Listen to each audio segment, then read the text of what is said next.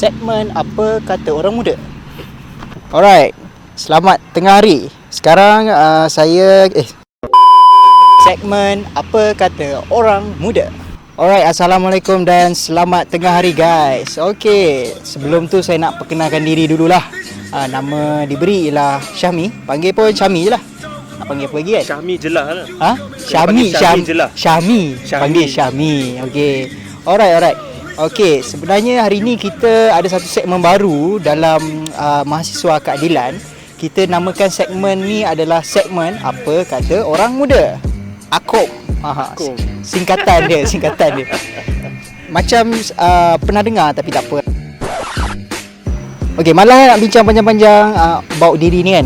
Kita nak kenal agak siapa kawan-kawan kita dekat sini ya. Okey, jadi Irfan boleh dah bagi tahu nama pula. Okey, di kanan saya ni, boleh kenalkan diri dulu. Nama saya Irfan Mahzan, selaku Timbalan Presiden Mahasiswa Keadilan Malaysia. Nama saya Firzan Hakimi, boleh panggil Firzan. Ketua Penerangan Mahasiswa Keadilan Malaysia di peringkat pusat, dan sekarang tengah menunggu untuk melanjutkan pelajaran dalam ijazah sarjana muda. Kat mana, USM? Dah dapat interview USM, insyaAllah keputusan tu akan dapat bulan depan lah. Okey. Menarik. Punya setup ni sangat-sangat bajet Kita ada 2 mikrofon tapi ada 3 panelis. 3 panelis. Lepas tu kita pun bajet tak mencukupi tau. Kita dapat satu venue agak menarik sebenarnya. Kita berada di Taman Tugu. Okey, buat audience kita, Taman Tugu ni terletak di betul-betul dengan dekat dengan parlimen. Betul, bangunan parlimen belah sana. Bangunan parlimen. Nampak kami pilih pun lokasi dia bukan sebarang lokasi lah. Lokasi betul-betul dekat pusat segala-galanya. Orang kata the theatre of politics of Malaysia. Ambil kau. Betul tak? Theatre of politics Malaysia ni. Pembuat dasar semua dekat sana ya. Pembuat dasar. Cerita tentang parlimen ni kan menarik lah. Sebab minggu lepas, hari Isnin merupakan hari pertama persidangan parlimen kita. Sejak dah berapa lama? 5 bulan? Lebih ke? Lebih ke? 5 bulan. Lebih lah. Tapi kita ada isu lah kan sebelum ni kan. Betul. Patutnya kita bersidang waktu sebelum ni lagi. Tapi kita hanya ada hanya sekadar majlis upacara perasmian je. Betul tak? Okey, tak apalah. Itu kita komen nanti. Okay, kita pergi kepada isu yang pertama, iaitu tajuk kita akhirnya parlimen bersidang. Okey. Apa pandangan korang?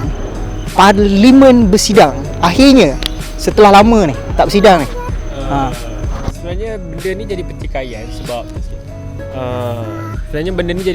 sebab masa yang di-Pertuan Agong bahas titah diraja, sebenarnya masa tu dah PKPB bersyarat.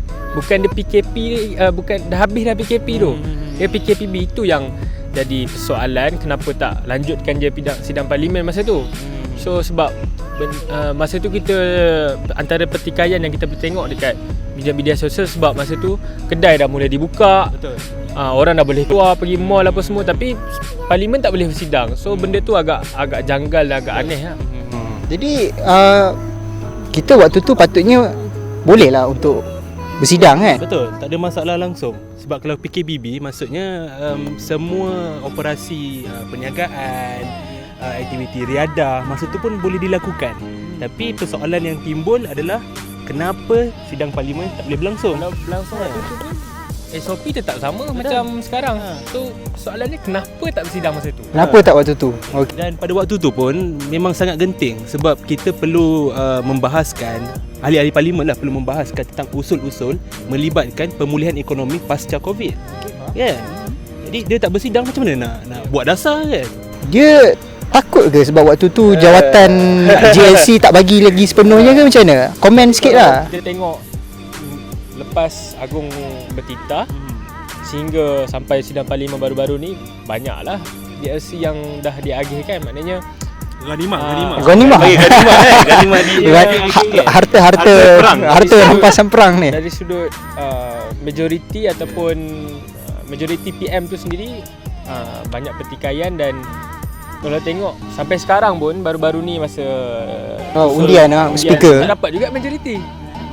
So majority tipis lah. kalau 1-0. ikutkan betul 1-1-1. Satu-satu tak cukup. Tak cukup. Dia menang usul je dulu. Okey, waktu tu kita tak bersidang. Tapi lepas beberapa minggu lepas tu, kita satu negara ni dikejutkan lah dengan satu berita yang agak tergempar apabila ada sekumpulan beberapa organisasi non-government organisation dan diketuai oleh anak-anak muda ni menimbulkan inisiatif yang kita kata sebagai Parlimen Digital. Betul. Yang pertama di dunia. Yang pertama di dunia.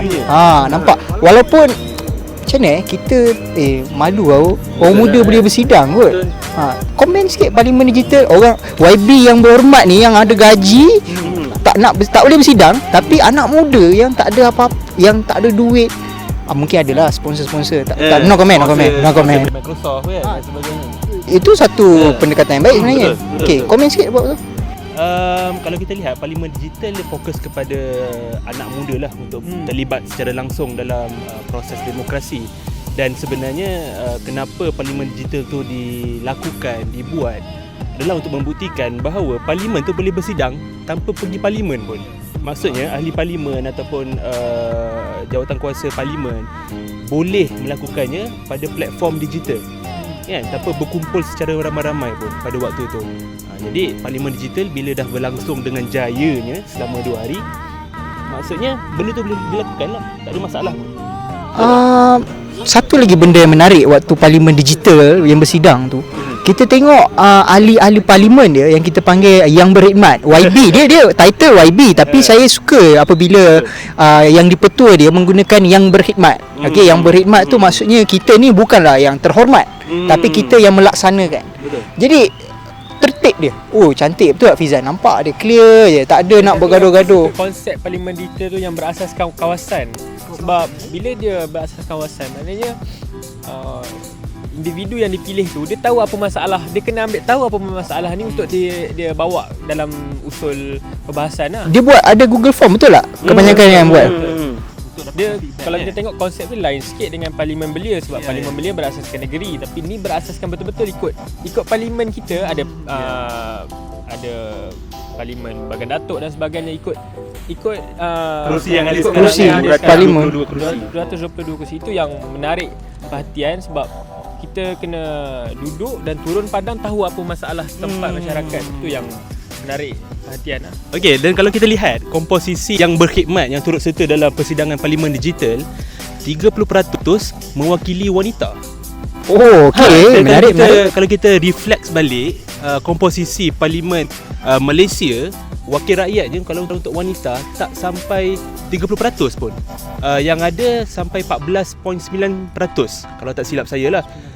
Kalau keseluruhan tu dalam 30 perwakilan sajalah.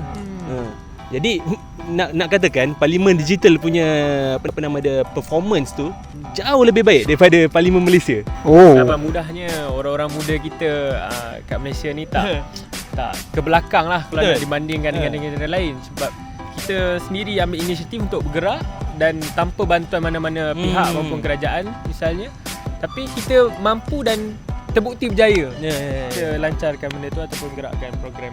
Tapi lepas tu kita dengar ada isu yang tak sedap telinga kita sikit. Isu anak muda ni ada beberapa yang dipanggil. Macam mana tu? Ada unsur orang kata intimidasi. Jadi saya juga sedia maklum, saya host untuk rancangan ni. Saya tak perkenalkan diri sangat tadi. Jawatan saya tak ada apa-apa. Saya orang biasa. Nama Syami. Jadi saya nak minta lah, mahasiswa keadilan ada juga release statement kan. Maksudnya menyatakan kita kata ketidakpuasan hati lah terhadap tindakan polis-polis ni untuk panggil ahli-ahli Parlimen Digital. Jadi adakah salah polis untuk memanggil ahli Parlimen Digital ataupun macam mana? Komen. Boleh komen sikit lah. Aku rasa kita kena tengok apa sebab dia panggil tu.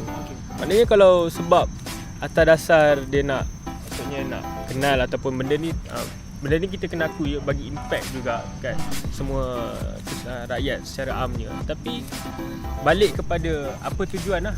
Sebab kita tengok kebanyakan yang dipanggil tu lain-lain tujuan. Ada yang panggil nak berkenalan, ada yang panggil nak alasan dia lain-lain. So kena bergantung pada alasan pihak berkuasa yang panggil. Dan cuma agak pelik sebab kenyataan ataupun pendirian pegawai-pegawai menteri mempertikaikan inisiatif ni. Sepatutnya sebab diorang kata diorang nak mengganti anak muda, sepatutnya program macam ni kerajaan perlu bantu dan galakkan. So bila dia pertikaikan program ni, maksudnya ada beberapa perkara yang perlu disemak. Dan ada maksudnya macam perkara ada benda, ada maksudnya ada satu benda boleh dipetikai lah kat situ. Tapi berbalik kepada isu polis. Polis tadi. Polis memanggil ahli parlimen digital ni untuk disiasat, di soal siasat. Macam saudara Filzan katakan tadi, apa tujuannya? Persoalan yang kita boleh timbulkan dalam isu ini, adakah parlimen digital ini ataupun mereka-mereka yang berturut serta dalam parlimen digital melanggar apa-apa undang-undang ataupun akta ataupun perlembagaan. Itu persoalan yang baik. Adakah mereka melanggar undang-undang? Tapi saya tak nampak pun apa yang dilanggarkan ke. Kita sedia maklum pun sebab diorang pun ikut peraturan mesyuarat yang betul, ikut dewan yang parlimen kita ni, peraturan mesyuarat yang digubal dalam persidangan parlimen itu sama kan. Jadi tapi tengok ketua polis negara dia menafikan. Polis memanggil. Tapi itulah kita tak nak komen lebih tu kan. Walaupun kita pula bermasalah. perbincangan kita ni nampak dia sangat terbuka. Tapi tak apa. Okey, yang tengah live sekarang ni kan, kau boleh komen lah nak cakap apa-apa kat bawah tu kan. Kau cakap je lah apa-apa. Tapi ini adalah komentar kita orang dari sudut pandang anak muda. Lagipun ini segmen pertama kita kan, bagilah chance sikit kan. Ini pilot episode lah kan. Kalau dalam Netflix tu kan, yang first episode kan, pilot. Orang kata apa benda pilot? Aku tak nampak kapal terbang. Second, third, fourth episode. Dia baru rasa lepas ni kan, mungkin sebelah ni, lepas ni bukan Irfan, mungkin sebelah ni YB. Tahu kan. Sebelah sana mungkin tiba-tiba kita dapat siapa, Datuk Seri Anwar lah kan. Boleh buat. Tak apa. Okey, kita dah habis part parlimen digital. Akhirnya parlimen bersidang. Tanggal 13 Julai 2020. Maafkan saya. 13 Julai. Rakyat menanti-nanti. Apakah yang akan dibincangkan? Isu yang paling utama, sehari sebelum tu rakyat dah dapat tahu. Sebab kita dah ada aturan mesyuarat. Akan berlaku usul pengosongan kerusi. Ni kena sebut betul-betul ni. Pengosongan kerusi speaker Dewan Rakyat. Maksudnya akan ada usul untuk apa macam kita nak cakap macam ni kita itulah. Sebab kita ni pun bukannya expert dalam perlembagaan ni, tapi benda tu dia boleh jadi pertikaian tau benda tu. Kosongkan. Cuba komen. Dia kata tak pecat. Habis apa pendirian? Dia kata nak kosongkan, tapi dalam masa sama dia kata dia tak nak pecat.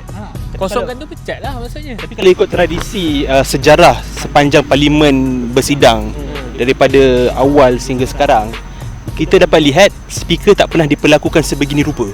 Ini pertama kali sejarah. Sebab biasa kalau speaker dilantik, dia akan berkhidmat sampai habis term dia lah. Kalau kita tengok maksudnya orang cakap benda ni perkara biasa bila tukar kerajaan. Tapi Perdana Menterinya tetap orang yang sama masa kerajaan PH dulu. Maksudnya Muhyiddin ataupun Tan Sri Muhyiddin ada dalam kabinet semasa Tun Dr. Mahathir melontarkan idea untuk lantik Tan Sri Arif, dan benda tu dia tahu. Tapi bila berpindah kerajaan dan dia sendiri yang pimpin juga, tapi dia ambil keputusan untuk ubah pendiriannya. Benda ni maksudnya ada beberapa peruntukan yang kita perlu bincang, dan bila kita sebut pertama kali dalam terjadi dalam sejarah maknanya ada beberapa desakan yang betul-betul memerlukan, dan ada beberapa maksudnya perkara yang disembunyikan daripada apa dia punya motif sebenarnya nak tukar kan. Kalau kekal kan tak boleh. Tan Sri Arif dah lakukan perkara yang sangat-sangat baik untuk parlimen sebenarnya. Reformasi yang pelbagai. Sebagai contoh Parliamentary Select Committee. Jawatankuasa pilihan khas. Jawatankuasa pilihan khas tak pernah berlaku dalam sejarah parlimen. Dalam proses parlimen tu tidak pernah berlaku. Ketua PSC pun sebelum ni orang kerajaan, dan bila dia jadi speaker dilantik daripada pembangkang untuk ketua PSC. Jawatan khas kira-kira orang negara. Betul. Jadi sekali lagi lah kita nak cakap kan, berkenaan dengan usul pengosongan tu, kalau diikut dari sudut saya bukan orang undang-undang tapi tahulah sikit. Dia katakan diberikan contohnya notis untuk kosongkan sebagai speaker tu. Tapi notis tu dikatakan dah 2 minggu diberikan. Dan pertikaian dia adalah 2 minggu dah diberikan, tapi speaker terima usul tu, tapi dia tak kata dia akan kosongkan. Jadi sepatutnya pada hari 13 Julai tu perlu dibuat sekali lagi kita kata permohonan untuk mengosongkan. Maksudnya 2 minggu lepas tu baru boleh speaker tu dikeluarkan. Betul tak? Benda tu macam dah tak ikut aturan yang sepatutnya lah kan. Tak apalah. Okey, sebab benda ni teknikal sangat. Teknikal. So teknikal. So tak apa. Anak-anak muda tak berataskan fakta sebab benda ni melibatkan perlembagaan. betul. So kalau salah cakap sikit dia melanggar apa yang Macam apa YB Gobin katakan masa dalam perbahasan untuk menukar speaker, dia kata kalau ikut point of order parlimen, untuk menggantikan speaker baru, kerusi speaker tu perlu kosong.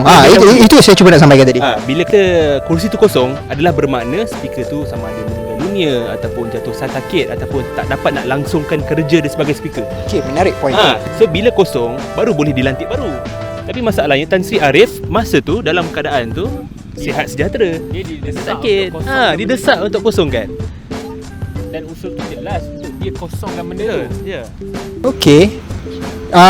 Okey. Kita nak pergi lagi untuk speaker tu. Lepas tu kita tengok sidang media tengah hari, yang berhormat Ngah Komeng pula, timbalan speaker mengumumkan beliau with full honour akan mengundurkan diri. Maksudnya cara kita tengok, kita anak muda tengok kan, nampaknya is very respect dengan cara dia mengundurkan diri. Kalau dia tak undurkan diri, perlu kan sekali lagi masuk dalam dewan. Lepas tu kena ada usul sekali lagi kan. So what's your take or comment tentang tindakan Ngah Komeng tu nak undurkan diri? Lepas tu dia boleh stay Tak, sebab macam Ifah cakap tadi, benda tu perlu kosongkan dulu baru boleh lantik baru. So, macam yang Komeng, dia letak jawatan sebab atas solidariti itu. Tan Sri Arif, dan kemudiannya kerajaan ambil inisiatif untuk lantik Azalina. So benda tu perkara yang sama patut dilakukan ke atas Tan Sri Arif. Maknanya Tan Sri Arif kena letak jawatan ataupun kalau ikutkan mati ataupun jatuh sakit yang tak boleh bekerja, baru boleh lantik yang baru. Bila dikosongkan baru boleh lantik yang baru. Menarik.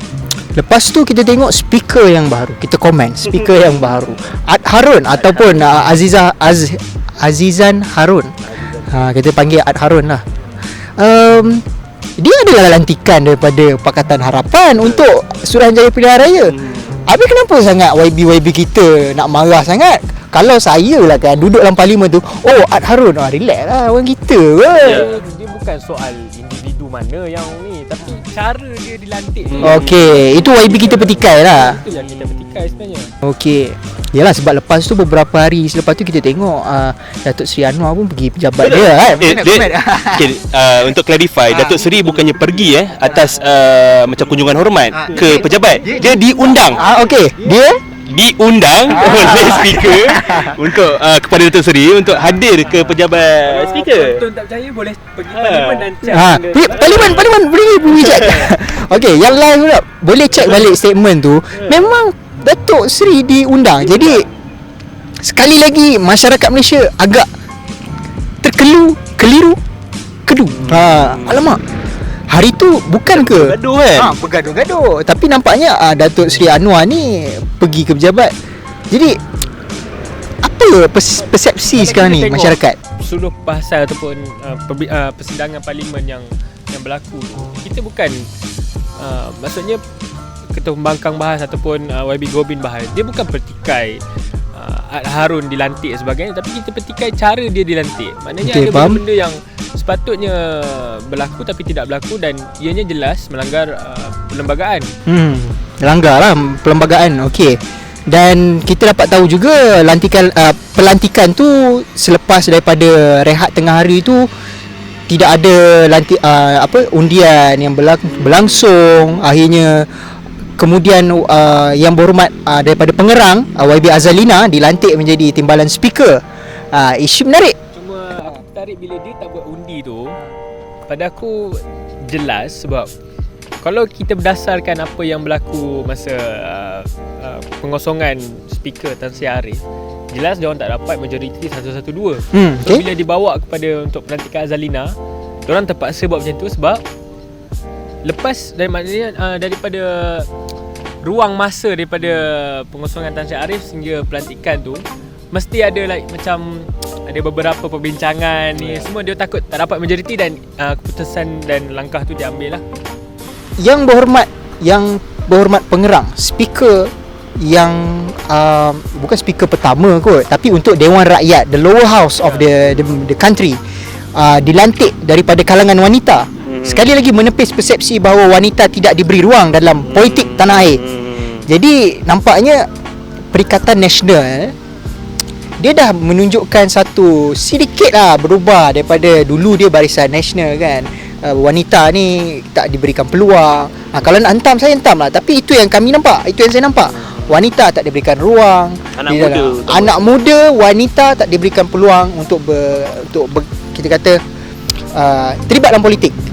Tapi pelantikan Azalina, YB Azalina ni nampaknya dah menimbulkan satu lagi benda yang agak menakutkan mungkin untuk Pakatan Harapan.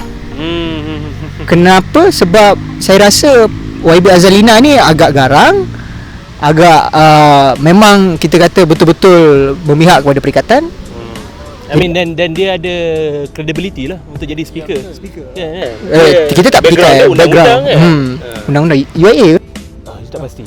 Kena Google lah. Pada aku perempuan ke lelaki tu Okey, menarik komen. Kelayakan dan pencapaian dia sebelum ni dengan background dia sebagai graduan undang-undang tu menarik perhatian, dan saya fikir dia orang yang selayaknya untuk ni. Cuma kita petikan, kita balik kepada asal perbincangan kita tadi, kita petikankan cara dia dilantik.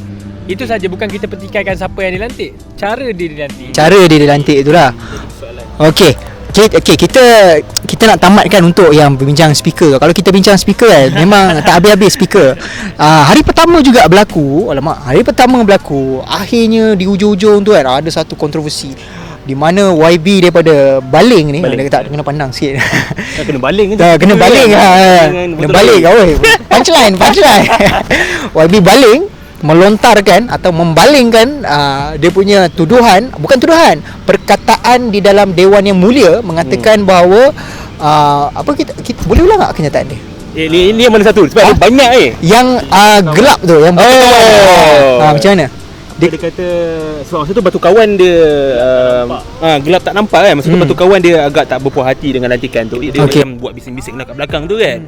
Jadi bila MP baling mengatakan apa, dulu saya pun duduk kat kawasan tu. Apa gelap tak nampak. Memang gelap tak nampak. Pakailah bedak. Pakai bedak bagi cerah sikit kan. Ini adalah satu apa nama dia? Tuduh racist, racist, seksis, dan juga satu tuduhan yang sangat dan tak patut dikeluarkan daripada MP yang senior. Tapi kalau dalam Dewan, benda ni bukan baru sebab banyak kali berlaku. Kalau kita perasan sebelum ni, persidangan parlimen yang sebelum ni masa kerajaan Pakatan Harapan memerintah, kalau kita perhatikan perkara yang sama juga bila Azalina, timbalan speaker yang baru menyindir timbalan Menteri Undang-Undang masa tu Hanifah Maidin, YB Hanifah Maidin, katakan bahawa dia nampak YB Hanifah Maidin kejap kecil kejap besar, dengan maksudnya menghina ataupun menyindir sosok tubuh fizikal yang berhormat timbalan menteri. Dan saya fikir benda ni, dan ianya kenyataan tu dibalas mula oleh YB Hanifah Maidin yang menyatakan masa dia jawab soalan daripada YB Azalina, dia menyatakan bahawa dia nampak YB Azalina kejap macam lelaki, kejap macam perempuan. So benda tu jadi tu kena mute budaya sampai kita jadi budaya benda tu. So benda tu patut dia tak kisahlah datang daripada Pakatan Harapan, Perikatan Nasional, Barisan Nasional. Tapi kalau kita sebagai seorang ahli parlimen, pemimpin masyarakat dalam Dewan Yang Mulia seperti saudara Syamil katakan, tak patut terpacul perkataan sebegitu rupa kan. Dia satu kita kata unparliamentary punya conduct kan, unparliamentary conduct. Jadi kalau mengikut keadaan tu, dulu kan Tan Sri Arif, mantan speaker kita, dah menubuhkan satu kita kata chamber khas untuk kita kata apabila berlaku perkara ini dia akan dirujuk ke jawatankuasa khas, jawatankuasa yang disiplin di dalam parlimen kan.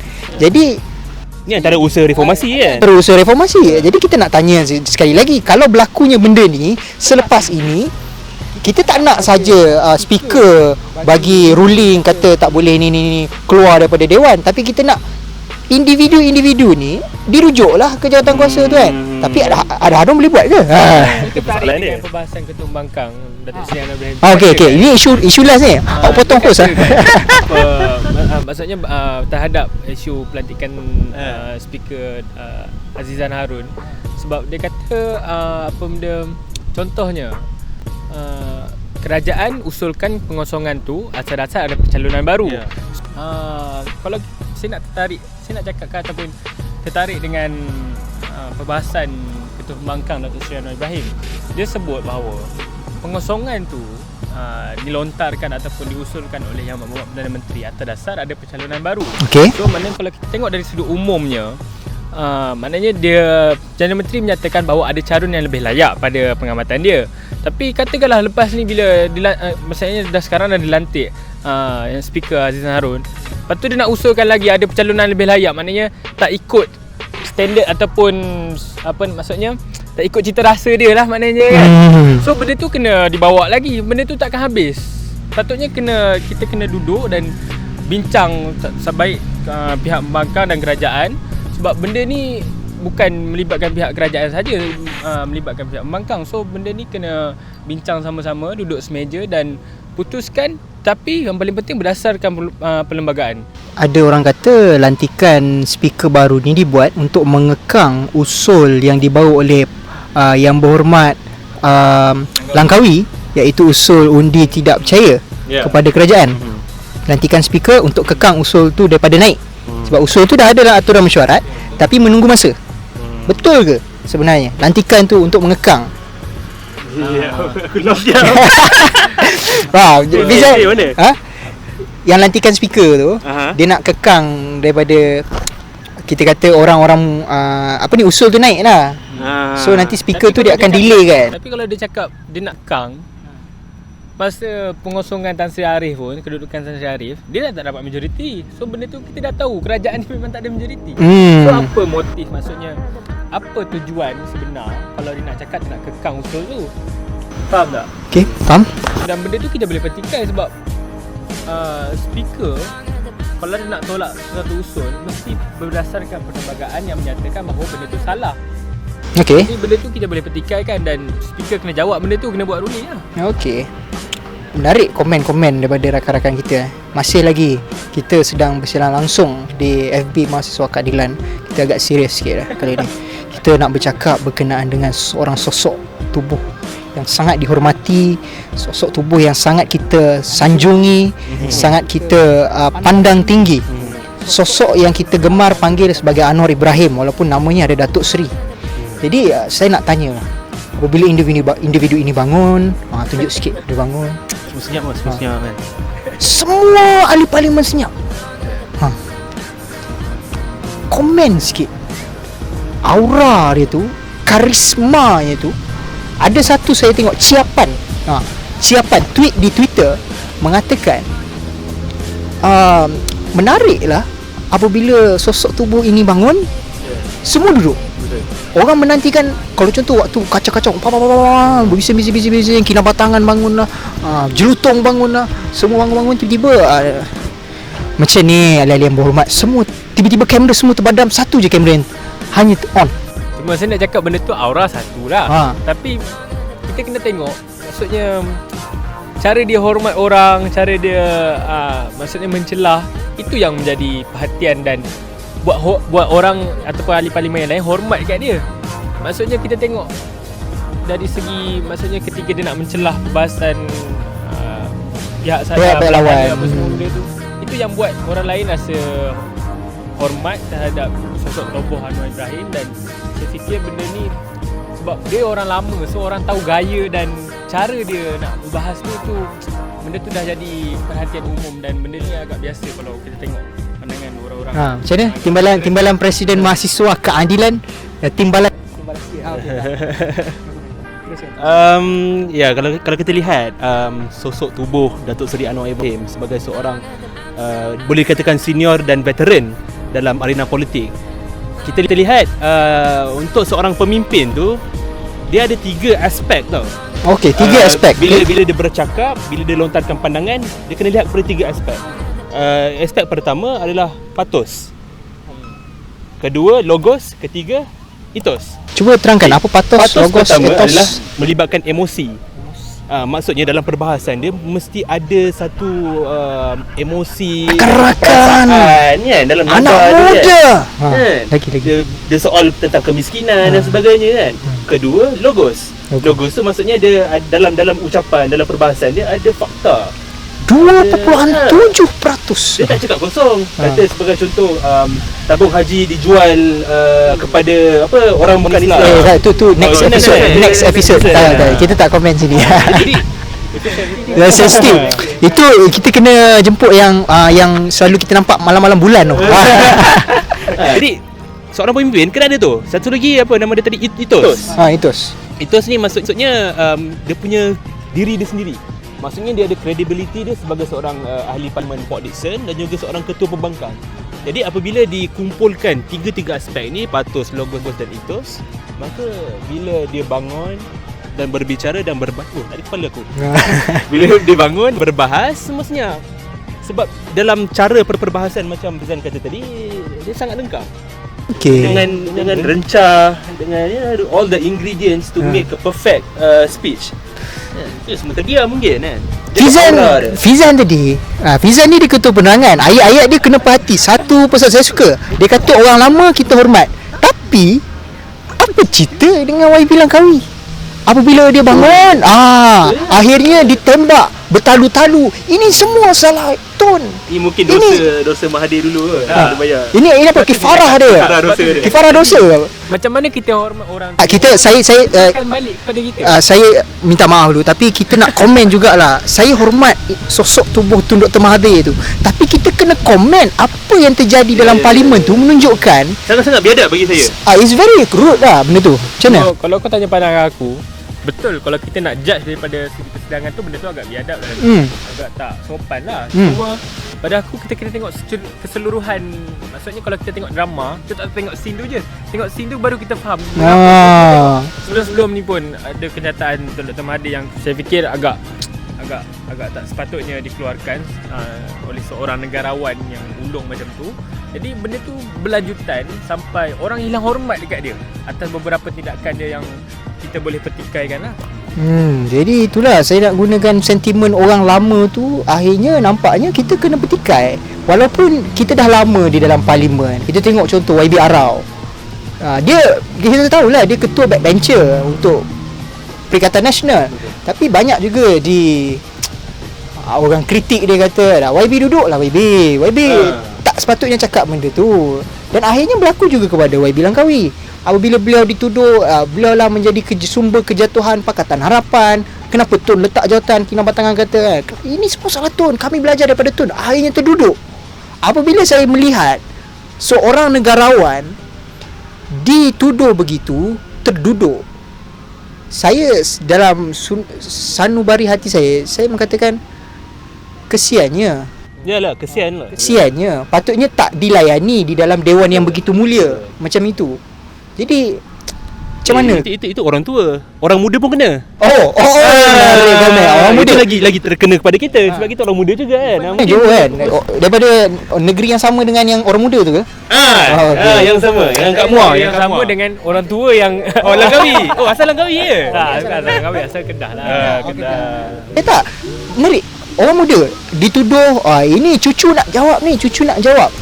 Itu sekali lagi unparliamentary punya komen saya rasa. Jadi macam mana? What's your take about that? Tak tahulah, bila kita tengok usul untuk undi 18 dah lulus dan SPR pun dalam merangka untuk untuk praktikkan benda ni lah dalam PRU akan datang kan. Dan akan ada penambahan sekitar 7 juta pengundi baru dari kalangan umur 18 tahun dan ke atas.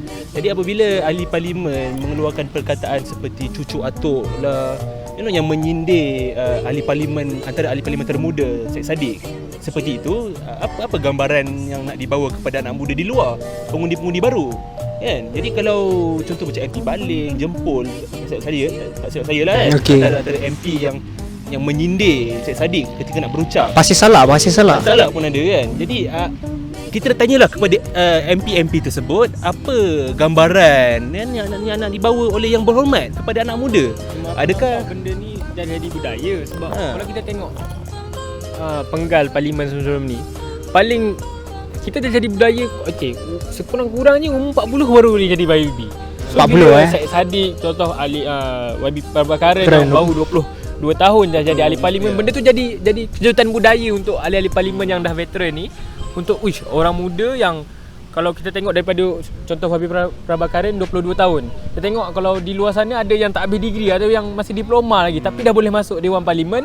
Itu menyebabkan satu kejutan dan saya fikir kejutan benda budaya tu untuk orang lama ni lah kan. Kejutan budaya dan benda ni dah mental block. Okey, orang muda tak boleh ni. Dan kalau kau tanya pandangan aku fikir macam benda ni dah berlanjutan pada ataupun isu aku yang kita bincangkan main lagi isu aku.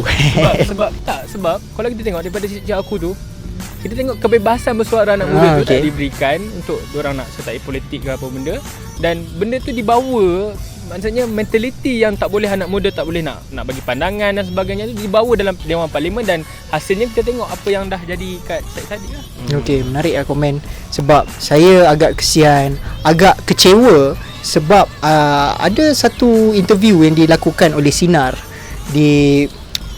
dengan YB Batu Kawan. Dia mengatakan bahawa dia tanya kepada YB Batu Kawan, dia kata, YB, macam mana ni ahli parlimen kita menunjukkan satu attitude yang tidak baik, attitude yang tidak membanggakan kita sebagai rakyat Malaysia. Yang paling tak ada akhlak. Tak ada akhlak.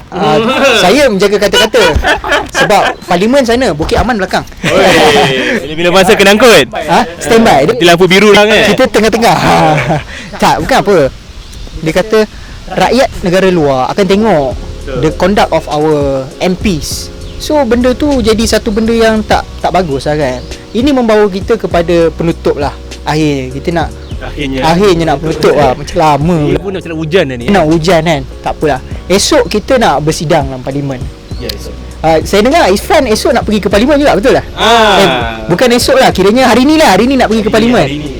Oh yelah. Akan hari ni. Hari ni nak ke parlimen. Lepas ni nak terus ke parlimen ke? Teruslah ni. Nak terus kan? Rasa boleh buat pakai CD dengan Vans kan? Tak apa. Nanti Anak muda. Ni anak muda kan. ini anak muda yang belah sana, Timbalan Steel. Oh ya, alamak, tu kita kena mute kan? Tak, kita takkan mute, kita akan open je. Okey. Point last saya nak cakap akhirnya kita nakkan sebuah anak muda yang bukan je cakna politik, yang bukan tahu politik, tapi yang tahu untuk bercakap apa itu politik. Maksudnya sebelum ni anak muda kata tak ada anak muda yang ambil tahu tentang politik, tapi akhirnya the myth is busted sebab anak muda yang start the parlimen digital tak diiktiraf oleh kerajaan Malaysia. Tapi diiktiraf oleh kebanyakan organisasi-organisasi yang established kat Malaysia. Dan kemudian dikatakan anak muda ini tidak matured dalam politik, tapi akhirnya orang tua sendiri, YB yang dah berumur sendiri, dalam parlimen digital pun ada yang berusia 15 tahun. Betul. Paling muda daripada Bintulu. Saudari Marcella Ling. Kita boleh mention lah saudari Marcella daripada YB Bintulu. Kita tutup tangan sikit. So benda tu dah jadi penanda aras bahawa maknanya sekolah menengah pun kita dah boleh bagi pendedahan. Saya kagum dengan Marcella tu sebab cara dia bercakap. Saya rasa ini 15 tahun ke ni Saya rasa kan kalau kita bandingkan dia dengan YB Pasir Salak, alamak. Rasanya kan Salak menyalak. No comment. Bagaikan langit dengan bumi saya nak cakap. Ini timbalan presiden dia cakap. Okey. Itulah saya nak cakap. Last kali orang muda ni yang akan membentuk negara kita lah. Tapi sebenarnya kita nak komen lagi about isu tabung haji, tapi tak nak Kita tamatkan kat sini. Tabung haji macam mana? Isu tabung haji. Siapa kita bawa ke episod seterusnya lah. Siapa yang fitnah siapa sekarang ni? Siapa yang fitnah siapa kan? Persoalan selepas ni. Okey, tak boleh. Okey, cukup. Okey.